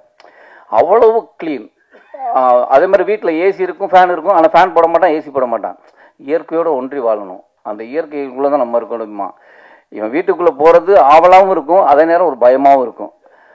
அப்போது அப்படி பார்த்த ஒரு நண்பன். அதுக்கப்புறம் அவன் கல்யாணத்துக்கு நான் போயிருந்தேன். 3 பிள்ளைகள். நான் கை குழந்தையாக பார்த்த பொண்ணு இன்றைக்கி வந்து மேடையில் பேசும்போது ரொம்ப ஆச்சரியமாக இருக்குது. அதுக்கு இடையில் அந்த கை குழந்தையா இருக்குல்ல, சரி ஒய்ஃப் வந்தப்புறம் வந்து இவன் மாற்றிட்டானா அல்ல அவங்க இவங்களை மாற்றிட்டாங்களான்னு பார்க்கணுன்னு ஒரு தடவை நான் போயிருந்தேன். குழந்தை பிறந்த போது அவன் வீட்டுக்கு போயிருந்தேன். அது அதே க்ளீனில் இருக்குது. அவங்களும் வந்து பேசும்போதே வந்து ரொம்ப க்ளீனாக நின்று அவங்க பேசுகிற விதங்கள். அவங்க ஆக்சுவலி வீட்டுக்குள்ளே வந்தால் செருப்பு நம்ம வெளியில் செருப்பு கழட்டிட்டு உள்ளே வந்தோம்னா, மாமா ஒரு நிமிஷம் நேரம் பாத்ரூம் போ, காலை கழுவிட்டு வா, அதுக்கு ஒரு டவல் எடுத்து தொடச்சி அப்படித்தான் உள்ளே கூப்பிடுவான். அந்த மாதிரி ஒரு ரொம்ப சுத்தமான ஆள். அவன் பேசுறது எல்லாத்தையும் கேட்பான். அவன் இப்போ வரையும் நான் கிட்டத்தட்ட எனக்கு ஒரு 25 வருஷமான நண்பன். இப்போ ஃபோன் பண்ணாலும், இப்போ இதுக்கு வந்து முந்தானத்தை ஃபோன் பண்ணுறான். அப்புறம் என்ன கண்ணு நல்லா இருக்கியா, தங்கச்சி எப்படி இருக்குது, பாப்பா எப்படி இருக்கா, அப்புறம் வேற அப்படின்னா என்ன கண்ணு வாழ்க்கையில் சம்பாதிக்கிறத குழந்தைகளை நிறைய நம்மளோட விஷயமே குழந்தைகளை பெற்றுக்கிறது தான் அப்படின்னு ஒரு கிளாஸ் எடுக்க ஆரம்பிச்சிருவான். அவனுக்கு எப்போ பேசினாலும் யார்கிட்ட வேணாலும் பேசினாலும் அவர் டீச்சராகவே இருப்பார். அப்படிப்பட்ட நண்பன். எனக்கு அவனுக்குமான ஒரு ரொம்ப முக்கியமான விஷயம் என்னன்னு கேட்டிங்கன்னா, இன்றைக்கி இப்போ நான் ஷூட் எனக்கு நான் அதை விட்டுட்டு டைரக்டர்கிட்ட ஒரு 2 மணி நேரம் பர்மிஷன் கேட்டு வந்ததுக்கு ஒரே காரணம் என்னென்னா, நான் அவன் வீட்டுக்குள்ளே போய் தான் ஹீரோவானேன். ஏன்னா அவனை நான் சந்திக்கிறதுக்காக அவனுடைய வீட்டுக்கு நான் போனேன். அங்கே பக்கத்தில் ஒரு ஆஃபீஸ், சினிமா ஆஃபீஸ், அங்கே ஒரு இயக்குனர் தொட்டுப்பார் பேரசாருடைய அசிஸ்டண்ட் நந்து அங்கே இருக்கார். என்ன ஆல்ரெடி அவர் வேற ஒரு படம் பண்ணுறதா இருந்தது. அப்போ நான் அவரை பார்த்துருக்கேன். இன்னும் இங்கே அப்படின்னு, இல்லை சார் என் ஃப்ரெண்டு வீடு மேலே அப்படின்னு. அப்படியா, சரி நீங்கள் ஈவினிங் ஃப்ரீயா அப்படின்னு கூப்பிட்டாரு. ஃப்ரீ தான் வாங்க அப்படின்னு சொல்லி பேசி என்னை ஸ்கிரிப்டை கொடுத்தாரு. நான் ஹீரோவாக அறிமுகமானதே இவன் வீட்டில் இருந்தான். அதனால எனக்கு அது ஓரி ரொம்ப நெருக்கமான ஒருத்தன். அதனால எனக்கு அவனுடைய நல்ல விஷயங்கள் எல்லாம் என்னுடைய பங்களிப்பு இருக்கணும், என்னுடைய ப்ரெசன்ஸ் இருக்கணுங்கிறது தான். அதனால தான் அவனுடைய திருமணத்துக்கு நான் ஷூட் பண்ணும்போதும் அங்கே போனேன். இதுக்கு நான் எப்படியாவது வந்துடுறேன். ஆனால் இன்றைக்கி தான் ஃபஸ்ட்டு ஷூட்டிங் ஸ்டார்ட் பண்ணுறோம். நான் முதல் நாள் கேட்கும் போதே சார் காலைல ஒரு 2 மணி நேரம் பர்மிஷன் அவர்கிட்ட நான் சொல்கிறேன். எனக்கு ரொம்ப முக்கியமான விஷயம். ஆனால் அதனால நான் நான் போனால் போதும் எனக்கு. அது அவன் இல்லைனாலும் அவன் வருத்தப்பட மாட்டான். ஆனால் எனக்கு ஒரு ஆசை, நான் இன்னைக்கு இந்த இடத்துல இருக்கிறேன்னா என்னமோ தெரியல. நம்ம சொல்லுவோம்ல, நீங்கள் ஒரு நல்ல விஷயம்னா கோயிலுக்கு போயிட்டு போ அப்படிங்கிற மாதிரி, நல்ல விஷயம் நடக்கணும்னா ஒரு நல்லவனை பார்த்துட்டு போ அப்படிங்கிற அப்படி ஒரு நல்லவன் தான் நான் பார்க்குற ஓரி. அதனால இந்த படம் கண்டிப்பாக அவனுக்கு ஒரு அங்கீகாரத்தையும் அதாவது படம் பேர் இவ்வளோ வாங்கிருச்சு, பேர் மட்டும் வாங்கிடக்கூடாது, பணமும் சேர்த்து வாங்கிடணும். அதுதான் என்னுடைய ஆசை. அது நிறைவேறும்னு நினைக்கிறேன். அப்புறம் இயக்குனர் சரண் எங்கள் வீட்டிலேருந்து வந்த மாதிரி தான். ஏன்னா என்னுடைய முதல் தயாரிப்பான குற்றமே தண்டனையில் மணிகண்டனுடைய அசிஸ்டண்ட். கிட்டத்தட்ட அந்த படம் 1 வருஷம் ஆகும்போது என்னுடைய அலுவலகத்திலே இருந்து வந்த ஒரு பையன். எனக்கு திடீர்னு அந்த படம் முடிஞ்சதுக்கப்புறம் நான் சரணை சந்திக்கவே இல்லை. திடீர்னு இவன் எனக்கு ஓரி சொல்கிறான், அப்படி ஒரு படம் ஒன்று பண்ணியிருக்கேன், நீ பார்க்குறியா அப்படின்னா. நான் ஒன்று ட்ரெய்லர் தான் அனுப்புகிறேன்னு. அப்படி எனக்கு சரண் பார்க்க, நீ என்ன பண்ண? நான் தான் சார் இந்த படத்தோட டைரக்டர் அப்படின்னா. எனக்கு இந்த ட்ரெய்லர் பார்த்தேன், பாடல் பார்த்தேன், இந்த கதையை பற்றி ஒரு அனுபவம் இருக்குது. நான் அந்த படத்தை விட்டுட்டு எனது விருதுகளுக்கு போயிடுச்சு. அவன் என்ன எடுப்பான்னு எனக்கும் தெரியும், இவன் என்னோட டேஸ்ட் என்னன்னு எனக்கு தெரியும். அதை தாண்டி இந்த படமாக்கப்பட்ட விதத்திற்கு அங்கே பட்ட சிரமங்கள் அது எனக்கு சொல்ல எனக்கு ரொம்ப ஆச்சரியமாக இருக்குது. ஏன்னா நாங்கள் ஆக்சுவலாக பிரபுசாலம் சார் படம் முதல்ல பண்ணும்போது நம்ம இப்படி போகலாம் அப்படி போகலாம் சில ஐடியா கிடைக்கும், நம்ம பயம் வந்துடும். ஐயோ எதுவுமே இல்லாமல் நம்ம எப்படி, ஏன்னா முதல்ல எனக்கு மைனா போகும்போது இங்கே தான் தங்க போகிறோன்னு பார்த்தா ஒரு பாலடைஞ்ச ஹோட்டல், அது ஒன்றுமே இல்லை. அதை இது நம்ம ஒரு பெட்டு போட்டுக்கலாம், இங்கே தங்கிக்கலாம். நானும் தம்பின்னு இப்படி பார்க்குறோம். லொக்கேஷன் பார்க்கும்போது நாங்கள் போயிட்டோம், 2 பேரும் இங்கே தான் தங்க போகிறோமா. ஏன்னா அது கரப்பாம்பூச்சி ஓடுது அப்படி ஓடுது, ஏன்னா வேறு வழியெல்லாம் அங்கே இருந்து தான் பண்ணணும். சரி இப்படி தான் நினச்சா. ஆனால் எங்களுக்கு சௌரியம்லாம் நடந்தது. எங்களுக்கு சௌரியமாக நிறைய விஷயங்கள் அவங்க ஹெல்ப் பண்ணாங்க. நான் இப்போ இவங்க சொல்கிற அளவுக்குலாம் கஷ்டமே படலை, நான் கூடவே பார்த்துட்டேன். ஆனால் இந்த படத்திற்கு அவங்க பட்ட கஷ்டங்களை சொன்னாங்க. எனக்கு அவ்வளோ சுவாரஸ்யமாக இருந்தது. எனக்கு அதையே இவங்க வச்சுருக்காங்களான்னு தெரியல, அது மேக்கிங் வீடியோ அதுவே ஒரு சுவாரஸ்யமான ஒரு விஷயமா இருக்கும்னு நான் நம்புகிறேன். ரொம்ப நன்றி. இந்த படம் கண்டிப்பாக ஒரு மிகப்பெரிய வெற்றி அடையுங்கிற எனக்கு ஒரு நம்பிக்கை இருக்குது. எல்லாரும் இப்போ மன்னிச்சிருங்க, எனக்கு ஷூட்டிங் இருக்குது, அதனால் நான் கிளம்புறேன். நீங்கள் யாரும் தப்பாக எடுத்துக்கூடாது. Thank you sir. வெள்ளக்குதிரை திரைப்படத்தினுடைய இசை வெளியீட்டு விழாவுக்கு வந்திருக்கோம். மரியாதைக்குரிய பத்திரிகையாளர் நண்பர்கள் மற்றும் அனைத்து டிவி நண்பர்கள் மற்றும் முன்னால் உட்காந்துருக்க சிறப்பு அழைப்பாளர்கள் எல்லாத்துக்கும் என்னுடைய பணிவான வணக்கம் தெரிவிச்சுக்கிறேன். அதே மாதிரி மேடையில் கூடிய என்னுடைய மரியாதைக்குரிய சகபாடிகள் எல்லாத்துக்கும் அவங்களுக்கு என்னுடைய வணக்கத்தை தெரிவிச்சுக்கிறேன். இந்த 1970லேருந்து 77க்குள்ளே எத்தனை சினிமா கம்பெனி இருக்குமோ அத்தனை சினிமா கம்பெனியும் ஏறி இறங்கி என்எஃப்டிசி மாதிரி அந்த மாதிரி இடங்களுக்கெல்லாம் ஏறி இறங்கி எவ்வளவு கஷ்டப்பட முடியுமோ அவ்வளோவெல்லாம் கஷ்டப்பட்டு தான் அப்புறம் 16 வயதில் சான்ஸ் கிடச்சி படம் எடுத்தார் டைரக்டர். அதே மாதிரி இந்த கிழக்கு போகும் ரயில் 2வது படம், அதுக்கு மெட்ராஸில் இருக்கிற எத்தனை ஹோட்டல் இருக்குமோ எல்லா ஹோட்டலையும் ரூம் போட்டு எல்லா பக்கம் டிஸ்கஷன்னு சொல்லி போய் ஒவ்வொரு 10 நாள் உட்காந்து சரியாக வரல, மறுபடியும் ரூம் மாற்றுவோம் அப்படின்னு சொல்லி அதுக்கப்புறம் எங்கள் டைரக்டர் சுத்தமாக மனசு விட்டார். வேண்டாம், வேறு கதை பண்ணிக்குவோம் அப்படின்னு சொல்லிட்டு நான் வந்து இல்லை இது நீங்கள் ஏன் லைக் பண்ணிட்டு வந்தீங்களோ அதெல்லாம் ஜீவனான சீன்கள். ஏன்னா ட்ரெயினில் வந்து எழுதி விடுறது, இவன் இங்கிருந்து ட்ரெயினில் எழுதி விடுறது, அதே மாதிரி அவன் கேரக்டர் வந்து பாட்டு கட்டுற ஆள், அவன் வந்து அந்த பாஞ்சாலி, இந்த கேரக்டர்கள்லாம் வந்து அவ்வளோ உங்களுக்கு பிடிச்சிருந்தா அந்த கதையை நீங்கள் செலக்ட் பண்ணீங்க. அதனால் இதை விட்டுற வேண்டாம், எப்படியாவது போராடி செகண்ட் ஹாஃப் அது சரியாக வந்துடும் அப்படின்னு ரொம்ப நம்பிக்கையோடு போராடி அப்புறம் கடைசியில் செகண்ட் ஹாஃப் கரெக்டாக வந்து அந்த படம் எல்லாருமே புதுசு. ஆனால் அந்த படம் வந்து சில்வர் ஜூப்ளியெல்லாம் தாண்டி பல ஊர்களுக்கு வந்து போயிருந்தோம். எதுக்குன்னா இதெல்லாம் வந்து நம்ம ஹரிஷ் ஓரி இவருடைய கஷ்டங்கள், அவர் என்னென்னலாம் 13 வருஷமாக வந்து இந்த கூத்துப்பற்றையில் மட்டுமே வந்து அவர் முயற்சி பண்ணிக்கிட்டு இருந்து நடிக்கிறது ஒன்றுக்காகவே ஊர்லேருந்து வந்து என்னென்ன சிரமப்படணுமோ அத்தனை சிரமம் பட்டு இன்றைக்கி வந்து இந்த வெள்ளக்கொத்துறை இந்த படத்து மூலமாக வந்து எல்லாத்துக்கும் தெரிய அளவு வந்திருக்கு. அவரை பற்றி நம்ம விதார்த்து பேசும்போது ரொம்ப அழகாக பேசிகிட்டு இருந்தார். அதில் அட்ரஸும் கொடுத்துட்டு போயிருக்கல, அவருடைய வீட்டு அட்ரஸ் கொடுத்துட்டு இருந்தால் புதுசாக அசிஸ்டன்ட் டைரக்டர் வர்றவங்கெல்லாம் இந்த சான்ஸ் தேடி வர்றவங்க மெல்ல அவருடைய வீட்டுக்கு போய் ஒரு ப்ரெசன்ஸ் போட்டு ஒரு குட் மார்னிங் சொல்லிட்டு போவாங்க, சீக்கிரமே சான்ஸ் கிடைக்கும். ஏன்னா சில பேருக்கு அந்த ராசி உண்டு அந்த மாதிரி. அப்புறம் இன்னொன்று என்னென்னா, இந்த கொஞ்ச நாளைக்கு முன்னால் நம்ம டைரக்டர் வசந்த பாலன், அவர் நார்த் டைரக்டர் தான் குருதத்து. ஆனால் அவருக்கு வந்து வசந்த பாலன் அவர் ஒரு மலர் போட்டு இங்கே வந்து அவருடைய நண்பர்கள் எல்லாம் சேர்ந்து ஒரு விழா நடத்தினாங்க. ஏன்னா அவ்வளோ நல்ல டைரக்டர் அப்படின்னு சொல்லி இது அதில் போய் நான் கலந்துக்கும் போது தான் எனக்கு அந்த குருதத்து அவருடைய ஹிஸ்ட்ரி, அதுக்கப்புறம் வந்து சத்யஜித் ரே, மிருண்டால் சென், இந்த மாதிரி டைரக்டர்ஸ் எல்லாருமே அவங்களுடைய படங்களை பற்றி அதெல்லாம் சொல்லும்போது தான் அடா இதெல்லாம் நம்ம மிஸ் பண்ணிட்டோமே, இனிமேலாவது பார்க்கணும் அப்படின்னு சொல்லிட்டு. ஆனால் கேள்விப்பட்டுகிட்டே இருந்த மொழியே அவங்க கதைகளை பற்றி சொல்லுவாங்க ஒழிய அதிகமாக வந்து உள்ளே போய் ரொம்ப அவங்கெல்லாம் இன்வால்வ் ஆகி பேசுகிற அளவுக்கு நம்ம பார்க்கலையே அப்படின்னு சொல்லிட்டு அது மேலே ஒரு சின்ன பிடித்தமே வந்தது. அது மாதிரி வந்து இந்த ஓரி 13 வருஷம் இந்த கூத்துப்பற்றையில் போய் இத்தனை வருஷம் கஷ்டப்பட்டுருக்காங்க போது அட அதையும் கொஞ்சம் நம்ம பார்க்கணும், அந்த கூத்துப்பற்றை என்ன அப்படிங்கிறது அப்படின்னு. அவர் எவ்வளோ தூரம் கஷ்டப்பட்டுருக்காருன்னு கூத்துப்பற்றையில் நானும் செல்வமணி சிரிச்சுக்கிட்டு, அவர் வந்து இங்கே சாஷ்டாங்கமாக விழுந்தார், ஓ இப்படியெல்லாம் ட்ரைனிங் கொடுக்குறாங்களா அப்படின்னு சொல்லி.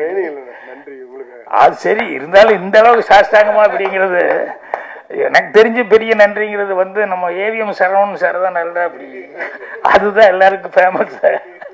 அதுக்கு அடுத்தபடியாக உங்களுக்கு தான் இவ்வளோ பெரிய இது. அதனால் அவர் விதார்த்து சொல்லிட்டு போனதுலேயே நிறைய விஷயங்கள் அவர் சொன்னார். உங்களுடைய கேரக்டர் என்னன்னு, உங்களுக்கு நீட்டாக இருக்கிறது பிடிக்கும் அப்படி இப்படிங்கிற மாதிரி, அதெல்லாம் வந்து பெரிய ப்ளஸ் பாயிண்ட்டு. உங்களுக்கு வந்து அது வந்து எல்லா விதத்துலையும் இனிமேல் வந்து ஹெல்ப்பாக இருக்க போகுது. அதுக்கு என்னுடைய வாழ்த்துக்களை வந்து தெரிவிச்சுக்கிறேன். ஏன்னா அந்த இடத்துக்கு போகிறதுக்கு வந்து ரூட்டே இல்லை இவங்க போன காலத்தில். ஆனால் அந்த 13 கிலோமீட்டர் வந்து கிட்டத்தட்ட ஒரு 5-6 தடவை ஏறி இறங்கியிருக்காங்க. கேமராமேன்லேருந்து எல்லாருமே, டைரக்டர்லேருந்து எல்லாருமே ஏறி இறங்கியிருக்காங்க. ஸோ அந்த அளவுக்கு சிரத்தை எடுத்துகிட்டு, ஏன்னா இந்த திங்ஸ் எல்லாம் எடுத்துகிட்டு போகிறது, ட்ராலி ட்ராக்கு இதெல்லாம் வேணும் அப்படின்னா தூக்கிட்டு போகிறதுங்கிறது வந்து ஆளுகளை வச்சு அதை வச்சு இதை வச்சுன்னு எடுத்துகிட்டு போகிறதுங்கிறது ஒரு சலிப்பான விஷயமாகி போகும். ஆனால் வந்து கண்டிப்பாக அங்கே தான் எடுக்கணும் அப்படின்னு சொல்லி அந்த லொக்கேஷன் வந்து வேணும், அது நேச்சுரலாக நல்லா இருக்கும் அப்படின்னு சொல்லிட்டு அவ்வளோ தூரம் முயற்சி பண்ணி பண்ணது அப்படிங்கிறது பெரிய விஷயம். அது அவ்வளோ தடவை வந்து போய் அப்புறம் 48 நாளைக்கு மேலே கஷ்டப்பட்டு அந்த படத்தை வந்து எடுத்திருக்காங்க. அது அந்த ஊரில் இருக்கிறவங்களையும் நிறைய பேர் அவங்கள மட்டுமே வச்சுக்கிட்டு, நம்ம ஊரில் ஒன்று பாருங்கள், எப்பவுமே சாமி நம்மளை காப்பாற்றுன்னு நினச்சிட்டு சொல்லிட்டு இருப்போம். ஆனால் உண்மையில் நம்ம தான் சாமியை காப்பாற்றிட்டு இருக்கோம். இருக்கிறதே அங்கே 30-40 வீடு தான் அப்படின்னாங்க. ஆனால் அவ்வளவு கஷ்டமான ஒரு இடத்துல வந்து ஒரு கோயில் ஒன்று எவ்வளோ பிரமாதமாக கட்டியிருக்காங்க பாருங்க, ஹில்லு மேலே எப்படி செலவு பண்ணி கட்டியிருக்காங்க பாருங்க. அதனால் நம்ம தான் சாமியை காப்பாற்றிட்டு இருக்கோம். உங்களையும் சாமி கண்டிப்பாக காப்பாற்றுவார் இந்த படத்துலேருந்து. அதே மாதிரி டைரக்டர், எங்கள் டைரக்டரோட நாங்கள் வந்து டெல்லிக்கு போனப்போ ஃபெஸ்டிவலில் அந்த நானும் ஜூரியாக இருந்தேன், எங்கள் டைரக்டர் தான் ஹெட்டாக இருந்து படங்கள் எல்லாம் பார்த்து செலக்ட் பண்ணோம். அப்போ எதோ படங்கள்லாம் வந்துட்டுருக்கு, கரெக்டான தமிழ் படம் வந்து வரல. எங்களுக்கு ஒரே அப்செட்டு. டெய்லி போய் பார்க்குறோம், அதை பற்றி அந்த ஊருக்காரங்க அவங்கெல்லாம் பேசுகிறாங்க, பிடிக்கிறாங்க, நாங்கள் பேய் மொழி மொழிச்சிட்டு உட்காந்துருக்கோம். கடைசி லாஸ்ட் டைமில் வந்து காக்கா முட்டை அப்படின்னு ஒரு படம் போட்டோம். அப்பா, எங்களுக்கெல்லாம் அவ்வளோ ஒரு நிம்மதி. என்னென்னா, நாங்கள் பார்த்த படத்தை எல்லாம் சிறப்பான படங்கள் வந்தது, ஆனால் அதையெல்லாம் தாண்டுற அளவுக்கு ரொம்ப நம்பிக்கை கொடுத்த படம் வந்து இந்த காக்கா முட்டை. அதை பார்த்து இனிமேல் எங்கள் எல்லாருமே நாங்கள் பூரா அவார்டு வாங்கி தமிழ்நாடே கொண்டாடுற அளவுக்கு எங்களுக்கு அவ்வளோ பெரிய சந்தோஷமாக இருந்தது. அந்த காக்கா முட்டை படத்தினுடைய உதவி இயக்குனர் அவர். ஸோ எந்த மாதிரி ஒரு டைரக்டர் எந்த மாதிரி இடத்துன்னு வந்திருக்காரு அப்படிங்கிறது இங்கே வந்து 2 முகங்களை பற்றி அழகாக சொன்னார். ஒரு பத்திரிகையாளர் முகம்னு ஒன்று சொன்னார், இன்னொரு முகம்னு சொன்னார். அதில் அவருடைய முகம் ரொம்ப நல்லா தெரிஞ்சது. அதே மாதிரி இருக்கிற டெக்னீஷியன்ஸு, அவங்க கோல்டு மெடல் வாங்கினவர், அவர் வந்து சான்ஸ் கிடைக்குமா அப்படின்னு சொல்லிட்டு கோல்டு மெடல் படிச்சுட்டு இப்படி வந்து யோசனை பண்ணிருக்காரு. கேமராமேன், இவங்கெல்லாம் கஷ்டப்பட்டுருக்காங்க. கண்டிப்பாக அவங்களுக்கு எல்லாத்துக்குமே ஒரு நல்ல எதிர்காலம் இருக்குது. அப்புறம் இவங்களை பற்றி விசாரித்தேன். அவங்க மராட்டி அம்மா, அப்புறம் பார்த்தா ஆனால் டாக்டரு, அப்பா வந்து கர்நாடிக் டீச்சர் நினைக்கிறேன், அவர் வந்து மலையாளி. அப்புறம் இவங்க பிறந்து வளர்ந்ததெல்லாம் பாண்டிச்சேரி, ஆனால் பேர் அபிராமி. இவ்வளவும் எல்லாம் இருந்து கடைசியில் சுத்தமாக தமிழ் பேசுனாங்க. அதுதான் ரொம்ப ஆச்சரியமாக இருந்தது. இந்த மாதிரி இதில் அவங்க கேரக்டரை பற்றி அவங்க அழகாக சொன்னாங்க. ரொம்ப அவங்களுக்கு பிடிச்சிருந்தது அப்படின்னு சொல்லிட்டு. ஸோ இந்த படத்துக்கு வந்து மெயினாக சிவா பேசும்போது சொன்னார், ஏதாவது சின்ன படங்களுக்கெல்லாம் நான் வந்து இது பண்ணேன், நான் வந்து இவ்வளோதான் ஃபங்க்ஷனுக்கு வர்றேன் அவ்வளோதான். ஆனால் ஆக்சுவலாக பார்த்தா செல்வமணிலேருந்து தனஜனிலேருந்து சிவாலேருந்து உதயகுமார் இவங்க எல்லாமே பேரரசு எல்லாமே இதை தாண்டி அந்த சின்ன படங்களை எப்படியா கொண்டு வரணும் அப்படிங்கிற முயற்சி இருக்கு பாருங்கள். அதுதான் அவங்களுக்கு டெய்லி வேலையாகவே இருந்துகிட்ருக்கு. ஸோ ஏதாவது ஒரு படங்கள் இப்படி வந்துக்கிட்டே இருக்கு அந்த படத்தை. அதில் ஜேபி பேசும்போது சொன்னார், குகன் அவர்களுக்கு வந்து நன்றி சொல்லி சொன்னார். உண்மையிலே இவங்க தான் கை கொடுக்கும் தெய்வம். இந்த மாதிரி சின்ன படங்களுக்கெல்லாம் வந்து இது ஏன்னா அவ்வளோ சீக்கிரம் பெரிய படங்களுக்கு உடனே கிடைச்சிடும். இது எப்பவுமே சொல்லிட்டு இப்போ சின்ன படங்களுக்கு தேட்டர் கிடைக்கலன்னு அப்போ கூட செல்வம் பண்ணிட்டு சொல்லிட்டு இருந்தேன். ரொம்ப காலமாக இதையே சொல்லிட்டு இருக்கும் வழியே ஒரு சட்டம் வரலன்னா அப்போ அவர் செய்தி சொன்னார்.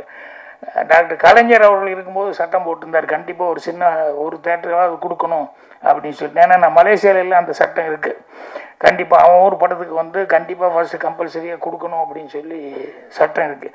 அந்த மாதிரி சின்ன படத்துக்கெல்லாம் கண்டிப்பாக தேட்டர் கொடுக்கணும் அப்படிங்கிறது வந்து கலைஞர் சட்டம் கொண்டு வந்தார். அது இப்போ இல்லாமல் போயிடுச்சு அப்படின்னு. அதனால் இப்படி இப்போ இன்றைய முதல்வர் அவர் ஸ்டாலின் அவர்களுக்கு வந்து இந்த செய்தி போகும்னு நினைக்கிறேன். அது முதல்ல திறந்து விடுங்கப்பா அந்த சின்ன படத்தை. ஏன்னா எலெக்ஷன் ஒரு நேரம் உடனே பண்ணிடுவாங்க.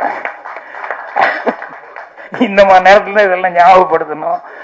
ஸோ அவங்களுக்கு இந்த சின்ன படங்களுக்கெல்லாம் உதவி கொடுத்துட்டு இருக்கிறது ஆக்சுவலாக குகன் மாதிரி இவங்கெல்லாம் தான் வந்து செஞ்சிட்ருக்காங்க. ஸோ இந்த மாதிரி இருக்கிறது பத்திரிகையாளர் முதல்ல அவங்க வந்து இந்த மாதிரி சின்ன படங்களுக்கு வந்து அவங்க அவர் சொல்லும்போது இன்னொரு வார்த்தை சொன்னார், கண்டிப்பாக உங்களுடைய ஆதரவு, படம் உங்களுக்கு பிடிச்சிருந்த ஆதரவு அப்படின்னு தான் கான்ஃபிடென்ட், டைரக்டனுடைய கான்ஃபிடென்ட்டுங்கிறது தான். நானே ஃப்ரெஷ் ஷோ முடிஞ்சோன்னே வந்து அடுத்து எல்லோரும் ஒரு பார்ட்டி மாதிரி கலந்துக்குவோம். அப்போ படத்தை பற்றி மட்டும் பேச வேண்டான்னு சொல்லுவேன். என்னன்னா அது அவங்க பார்த்துட்டு என்ன நினைக்கிறாங்களோ அதை பண்ணிட்டு அதை பற்றி நம்ம அங்கே பேசவே கூடாது அப்படின்னு சொல்லிட்டு, நமக்கு வந்து அவங்க என்ன எழுதணும் அப்படிங்கிறது வந்து நம்ம அவங்ககிட்ட போய் எப்படிங்க என்னென்னலாம் கேட்டுக்கூடாது, அது எழுது தானே போகிறாங்க அப்படின்ட்டு. அந்த மாதிரி அந்த டைரக்டர் வந்து அவர் கான்டென்ட்டை சொல்லி சொன்னார். ஸோ ஓரி அவர்கள் கஷ்டப்பட்டதுக்கும் இந்த டீம்னுடைய மொத்த கஷ்டத்துக்கும் வந்து கண்டிப்பாக ஒரு நல்ல பலன் இருக்கும். அதனால் மீண்டும் உங்கள் படம் வந்து ஃபங்க்ஷன் பண்ணணும், அந்த ஃபங்க்ஷனில் வந்து கலந்துக்கணும்னு நினைக்கிறேன்.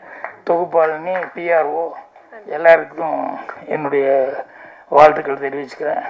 எங்கள் டைரக்டர் சொன்னேன், அவருக்கு வந்து இன்றைக்கி வெற்றிமாறன் அவர்கள் வந்து ஒரு அது என்னது பட்டறையா கிளாஸ் ரூம்,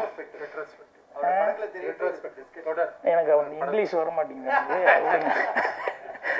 சாதாரண ஒர்க் ஷாப் அது இதுன்னு சொல்லுவாங்க இல்லையா, அந்த மாதிரி ஒரு நல்ல ஒரு விஷயத்தை வந்து பண்ணிக்கிட்டு இருக்காரு. ஏற்கனவே அவர் குருநாதர் பாலு மகேந்திர சாருக்கு பண்ணார், இப்போ ஏன் குருநாதருக்கு வந்து பண்ணிக்கிட்டு இருக்காரு. நேற்று அதை ஸ்டார்ட் பண்ணாங்க. நேற்றே நான் போக வேண்டியது இல்லை, நீங்கள் நாளைக்கு வாங்க கைதியின் டைரி படம் போகிறோம் அப்படின்னு சொன்னதுனால இப்போ அதில் போய் கலந்துக்கிறதுனால தான் நான் கொஞ்சம் நடுவுலேயே பேச வந்துட்டேன். மற்றபடி எல்லாத்துக்கும் என்னுடைய மனமார்ந்த நன்றியும் வாழ்த்துக்களையும் மீண்டும் தெரிவிச்சுக்கிறேன். நன்றி, வணக்கம். வெள்ளை குதிரை திரைப்பட இசை வெளியீட்டு விழாவுக்கு வருகை தந்துள்ள ஊடகவியலாளர்கள், பத்திரிகையாளர்கள் மற்றும் அனைத்து நண்பர்களுக்கும், மேடையில் உள்ள நண்பர்களுக்கும் என்னுடைய முதல் வணக்கத்தை தெரிவித்துக் கொள்கின்றேன். இந்த வெள்ளை குதிரை திரைப்பட இசை வெளியீட்டுக்கு வந்து அர்ஷா எனக்கு கூப்பிடும்போது, ஹரீஷ் கூப்பிடும்போது நான் முதல்ல ஒரு கண்டிஷன் சொன்னேன், வந்து சார் வந்து டைரக்டர் மெம்பராக இருந்தால் தான் நான் வர முடியும்.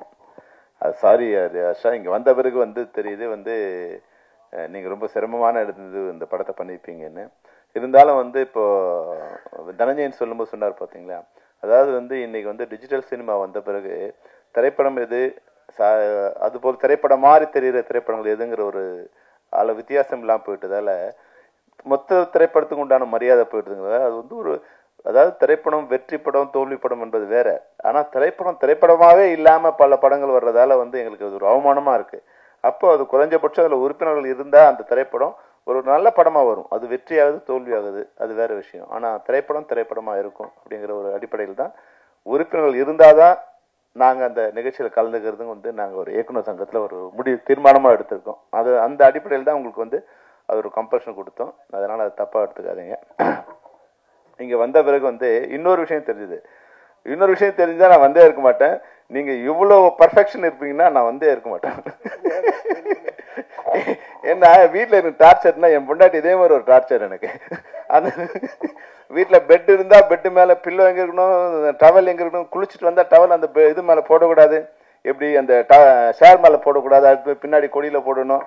இது வந்து ஒய்ஃப் ஊருக்கு போனோடனே முதல்ல எல்லாத்தையும் கலைச்சி போட்டுட்டு முதல்ல நான் சொன்னேன். அவ்வளோ மனவியாதியாக வந்துடும், வந்து ஒரு டார்ச்சராக இருக்கும். அது என்னன்னா சுத்தங்கிறது ஓகே, ஆனால் கால் உள்ள வரும்போது செருப்பு வெளியே விட்டுட்டு உள்ள வாங்கினீங்கன்னா பரவாயில்ல, செருப்பு உள்ள வந்துட்டு பாத்ரூமில் காலை கழிட்டு வாங்கினீங்கன்னா எவ்வளோ டார்ச்சராக இருக்கும். உங்கள் ஒய்ஃப் எங்கே இருக்காங்க, எப்படி நீங்கள் வந்து அதை அக்செப்ட் பண்ணிட்டீங்களா எப்படி?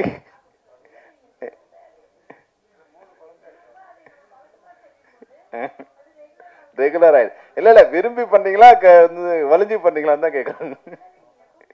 Very good very good. ஏன்னா நான் விரும்பி பண்றது இல்லை வந்து, ஏன்னா இன்னும் நான் 30 வருஷம் ஆனா கூட அது என்னன்னா வீடு வந்து வீடா இருக்கணும் இல்லையா, நான் கொஞ்ச நேரம் ஒரு சுதந்திரமா இருக்கணும் இல்லையா, அதுக்கப்புறமா எடுத்து வச்சுக்கலாம். வந்த உடனே குளிச்ச உடனே எடுத்து அங்கே வைக்கணும், புக்கு எடுத்தா புக்கு அழகா வைக்கணும், அந்த போட்டோ எடுத்தா வைக்கணும். எங்க நண்பர்லாம் வருவாங்க, நீங்க எங்க ஒய்ஃப் வரும்போது என் வீடு எப்படி இருக்கும், எங்க ஒய்ஃப் இல்லைன்னா வீடு எப்படி இருக்கும்னா, வீடு எங்க ஒய்ஃப் இல்லைன்னா ஜூ மாதிரி இருக்கும், அப்படியே வந்து கலைஞ்சி கிடக்கும். என் ஒய்ஃப் வந்தாங்கன்னா வந்து ஒரு லைப்ரரி மாதிரி இருக்கும், எல்லாம் அடுக்குன இடத்துல அப்படி நீட்டா இருக்கும், செப்பல் இருக்க வேண்டிய இடத்துல இருக்கும். அது வந்து எனக்கு கொஞ்சம் கஷ்டம் அது. அதனால நீங்க பரவாயில்ல, உங்க ஒய்ஃபும் நீங்க அதை செட் பண்ணிட்டீங்க, அதனால உங்களுக்கு வாழ்த்துக்கள். மற்றபடி இந்த வெள்ளை குதிரை வந்து நிச்சயமா அதை பார்க்கும்போதே வந்து அந்த இவ்வளவு ஆரம் இருக்கு, உங்களோட மகுடத்துல இத்தனை வைரங்கள் இருக்கு, 1 2 3 4 5 6 7 8 9 54 இது இருக்கு உங்க வைரங்கள் உங்க மகுடத்துல இருக்கு. நிச்சயமா தமிழ் ரசிகர்களும் வந்து அதுக்கான மகுடத்துக்கு உங்க மகுடத்துல ஒரு வைரக்கல் வைப்பாங்கிறதுல எந்த விதமான சந்தேகமும் இல்லை. ஏன்னா திரைப்படங்கள் வந்து 2 திரைப்படங்கள் இருக்கு. ஒண்ணு வந்து கமர்ஷியலா, இப்போ நான் அப்படிதான் படம் போடுறேன், இது மாதிரி படங்கள் நான் வந்து பார்த்ததோடு சரி. ஏன்னா எங்க இன்ஸ்டியூட்ல முதல்ல போகும்போது இந்த படங்கள் தான் உலக படங்கள் தான் எங்களுக்கு முதல்ல காமிப்பாங்க, இதுதான் திரைப்படங்கள் அப்படின்னு காமிப்பாங்க. அப்ப பார்த்து எனக்கு பயம் வந்துடுச்சு, இந்த படங்கள் நம்ம பார்த்ததே இல்லை இது வரைக்கும். நான் வந்து எனக்கு 22 வயசு நான் உள்ள போகும்போது, அப்போ இந்த மாதிரி படங்கள் நான் பார்த்ததே இல்லை அப்படின்னு. ஒரு 100 படங்கள் பார்க்கும்போது முடிவு பண்ண, வெளியே வரும்போது இது மாதிரி படங்கள் நம்ம பண்ணக்கூடாதுன்னு முடிவு பண்ண. ஏன்னா அது எனக்கு அந்த வயசு வரைக்கும் நான் அந்த படங்கள் பார்த்ததில்லை. ஆனால் என்ஜாய் பண்றதுக்கு வந்து அதான் வந்து நேற்று ஒரு படம் பார்த்தேன், நான் வந்து பாரதி ராஜா சார் ஒரு படம் பார்த்தேன், முதல் மரியாதைன்னு ஒரு படம் பார்த்தேன். முதல் மரியாதை படத்துக்கு 2 விஷயம் இருக்கு. ஒன்று 1985 அந்த படம் ரிலீஸ் ஆச்சு. அப்போ நான் வந்து திரைப்பட கல்லூரியில் வந்து மாணவனாக படிச்சுட்டு இருக்கேன்.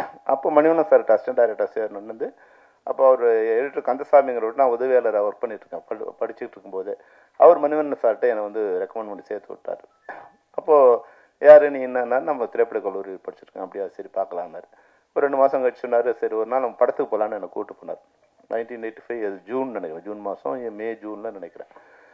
அப்போ கூப்பிட்டு போகும்போது பார்த்தா முதல் மரியாதை திரைப்படம் பார்த்துட்டு அவர், நான் வந்து வடபழனியில் இறங்கணும், அங்கேருந்து நான் வந்து எங்கள் வீட்டுக்கு போகிறது வடபழனியில் இறங்கணும். குட்லக் தேட்டர் படம் பார்த்து ஏற்றி வந்துட்டு இருந்தார். வரும்போது படம் எப்படிலாம் இருக்குன்னு கேட்டு இருந்தார். படம் நல்லா இருக்குன்னு சொன்னோடனே அம்பேத்கர் சரியான படம் கார் வந்துட்டு இருந்து கார் நிறுத்திட்டார். இது படம் நல்லா இருக்கா அப்படின்னாரு. ஆமாம் சார், படம் ரொம்ப நல்லா இருக்கு சார். யோ கார் விட்டுருங்க என்ன, நீங்களாம் எப்படியா டைரக்டர் ஆகணும், இதெல்லாம் ஒரு படம், இந்த படம் நல்லா இருக்கும் வேற சொல்கிறாரு. இப்படி இல்லை சார் நல்லா இருக்குன்னு சொன்னேன். இந்த படம்லாம் ஐயோ ஒரே போர் அடிக்குது, கிழவன் காதலை யாரையா பார்க்கறது இதெல்லாம் அப்படின்னாரு. இல்லை சார் படம் நல்லா இருக்கும். அப்படியா, ஒன்று பொண்ணு படம் ரிலீஸ் ஆகட்டும், படம் ஒன்றா நீ எங்கிட்ட வா, ஓடலன்னா அப்படியே போயிடு அப்படின்ட்டார்.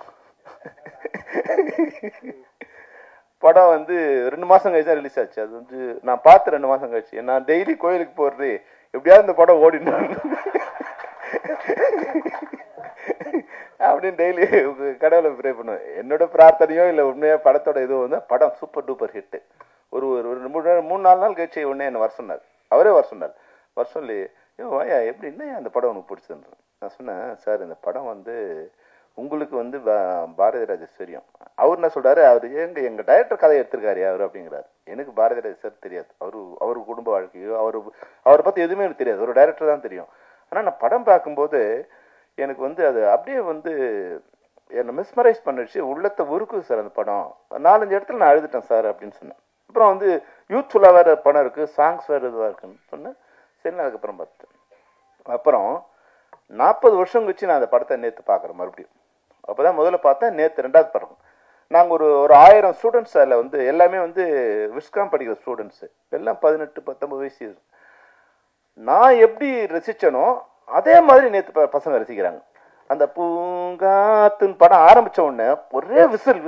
நான் பார்த்தேன், என்னடா பசங்களாம் மாறிட்டாங்க, இப்போ சினிமா வேற சினிமாவாக இருக்குங்கிறாங்களேன்னா, நான் ரசித்த அதே இடத்துல பசங்களோட கரகோஷம் அப்படி இருக்கு. அப்போ வந்து திரைப்படங்கள் வந்து நம்ம நினைக்கிற மாதிரி வந்து இங்கே வந்து வேற ஒரு கலர் இருக்கு. இது படம் எப்படி ஆச்சு, பேன் இண்டியாக்கா, அது மாதிரி ஆச்சு, இது மாதிரி ஆச்சு, அது மாதிரி எதுவுமே இல்லை. எமோஷனலுங்கிறது வந்து அன்னைக்கும் அப்படியே தான் இருந்தது, இன்னைக்கும் அப்படியே தான் இருக்கு. அப்போ இந்த திரைப்படத்தை பார்க்கும் நேற்று நான் டைரக்டரா அந்த படத்தை பார்க்குறேன். ஏன் என்ன படம் பிடிச்சிருக்கு, எப்படி இந்த படம் இன்வால்வ் ஆச்சு சார். அந்த படத்துல வந்து அதுக்கப்புறம் வந்து அந்த படத்தை சம்மந்தப்பட்ட எல்லாரும் எனக்கு நெருங்கிய நண்பர்கள்.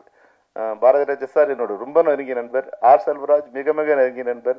அப்புறம் சிவா சாரோட ஒரு படம் அசிஸ்டன்ட் டைரக்டராக ஒர்க் பண்ணேன். அப்புறம் பழக்கமாக அவர் பார்த்துருப்பேன். அவர் சும்மா சொன்னார் ஒரு என்ன யோ உங்கள் டைரக்டரு நடிக்க சொல்லவே இல்லையா, நடன்னு சொல்லிட்டே இருப்பான் அவன் வந்து அப்படின்னாரு. அப்போ நேற்று பார்க்கும்போது அவரோட சலிப்பில் வந்து ஒன்று பார்த்தேன். அதில் சிவாஜி சார் 60% நடந்துகிட்டே இருக்காருங்க. வேகமா நடக்கிறாரு, மெதுவா நடக்கிறார், சோகமா நடக்கிறார், சந்தோஷமா நடக்கிறாரு, லெப்ட்ல திரும்புறாரு, ரைட்ல திரும்புறாரு. அவர் சொன்னது ஒரு உண்மை இருந்தது. என்னன்னா, எதுக்கு திரும்ப சொல்றானே எனக்கு தெரியாது. இல்ல சார் இங்க பாருங்க அண்ணன் இங்க பாருங்க, நீங்க என்ன பண்ணணும், டேய் எதுக்குடா திரும்பணும், இல்ல நீங்க பாருங்கண்ணே எதுக்குப்பா நடக்கணும், இல்ல கொஞ்சம் வேகமா நடங்க. அப்புறம் வந்து உடனே அண்ணனு கூப்பிடு சார், அண்ணன் வாங்க இங்க நடங்க, சன்செட். யோ எதுக்குடா நடக்கணும், யாரை பார்க்கணும், அம்மாவை பாக்குறேன்னா, பொண்டாட்டியை பாக்குறேன்னா, அப்பாட்டியை பாக்குறேன்னா, எதுவுமே சொல்ல மாட்டாயா.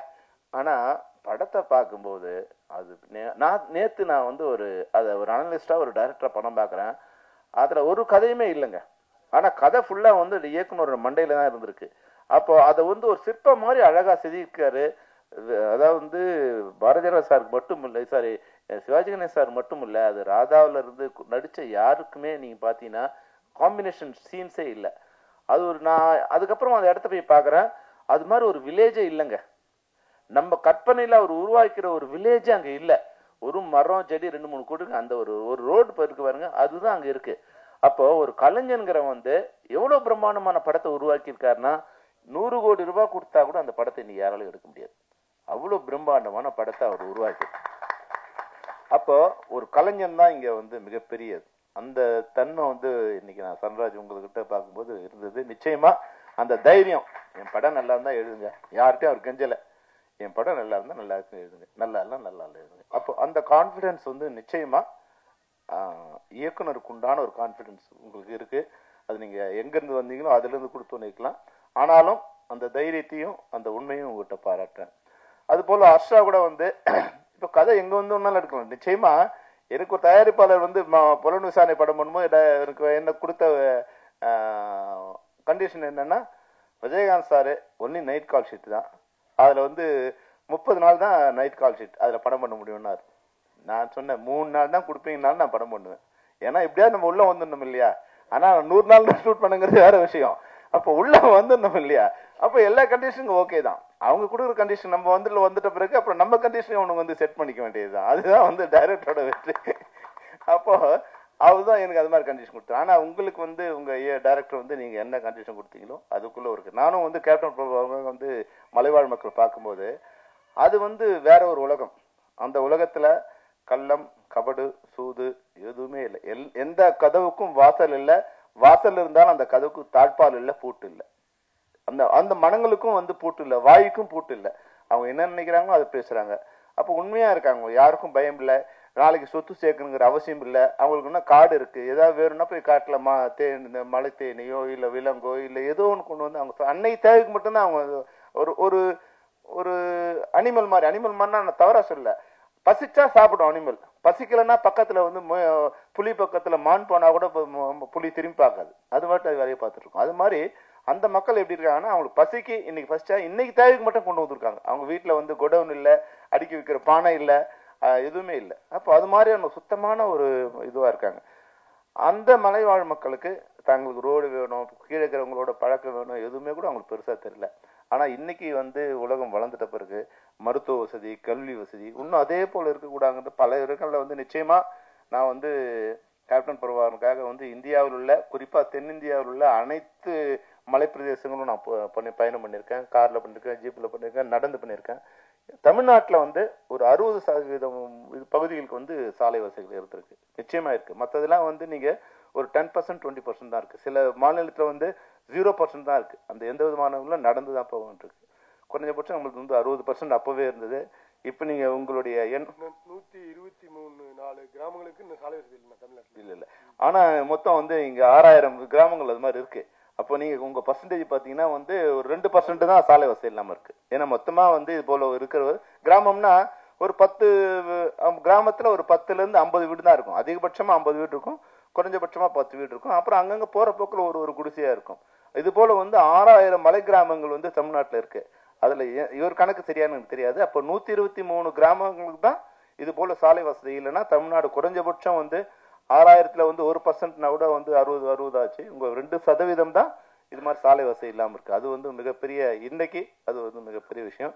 உங்க எண்ணம், உங்க வெள்ளை குதிரை வந்து ஒரு கிராமத்துக்கு சாலை வசதி போட்டு கொடுத்துருக்கு. இந்த படத்தை பார்த்து பண்ணாங்களோ இல்ல வந்து உங்களோட எண்ணம் வந்து அவங்களுக்கு போய் சேர்ந்துடுச்சோ, அந்த வகையில வந்து உங்க எண்ணத்துக்கு வாழ்த்துக்கள். இந்த திரைப்படம் வந்து உண்மையில வந்து ஒரு சிறந்த திரைப்படமாகும். மக்களிடம் சிறந்த திரைப்படம் என்பதால் தான் 54 விருதுகளை வந்து 54 உலகத்தில் இருக்க அனைத்து கண்டங்களையும், அதாவது வந்து இந்திய, ஆசியா மட்டும் இல்லாம அமெரிக்கா, ஐரோப்பா போன்ற அனைத்து கண்டங்களையும் அனைத்து நாடுகள்லயும் வந்து உங்க படம் வந்து வெற்றி கொடி நாட்டிற்கு. வெள்ளை குதிரை வந்து ஒரு ட்ரீம். அது நம்ம கனவுல வந்து குதிரை வரும்போது, ஒரு வெள்ளை குதிரை வரும்போது, வெள்ளை குதிரை பின்னாடி வந்து அதுக்கு சொர்க்கலோகத்திலிருந்து திறங்கி வர மாதிரியான ஒரு ட்ரீம் தான் வெள்ளை குதிரையோட ஒரு ரெப்ரசன்டேஷன். அது தமிழ் சினிமாவிலையும் வந்து அந்த குதிரை வந்து இறங்கி இருக்கு.